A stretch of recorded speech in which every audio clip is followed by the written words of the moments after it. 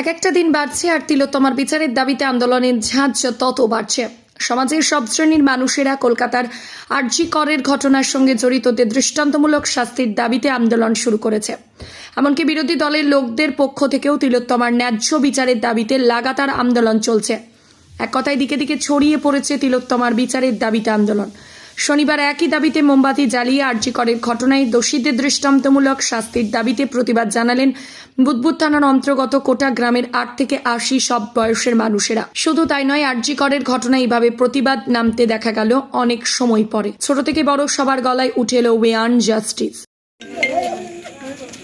কলকাতা আরজিকর কলেজে যে নির্মমভাবে হত্যা করা হয়েছে আমাদের যে দিদিকে, তাই জন্য আমরা আজ আমাদের কোটাগ্রামে বাগানদারপাড়ায় এই মোমবাতি মিছিলের আয়োজন করা হয়েছে। আমরা সকলেই চাইব যে সেই দিদিটি যেন বিচার পায়। দোষীদের কি চাইছেন? দোষীদের আমরা এখন ফাঁসি চাই। আপনার নাম? সবরী মহন্ত।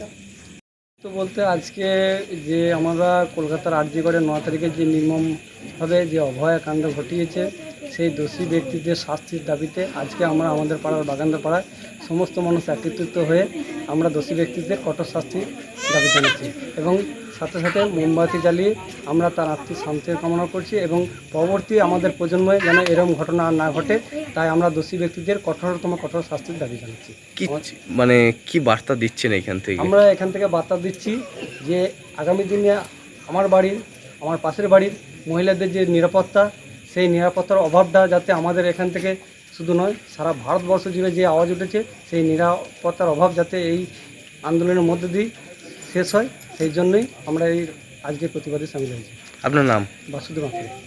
আগস্ট আমাদের পশ্চিমবঙ্গের কলকাতা আরজিকর হসপিটালে যে আমাদের দিদি মা বোন যেই বলবে যে অত্যাচার অভয়াকাণ্ড যে ঘটিয়েছে, তার যে নারকীয় যে অত্যাচার চালিয়েছে, তার যে দোষী তাকে শাস্তির দাবিতে আমরা এখানে একটা প্রতিবাদ সভা করেছি।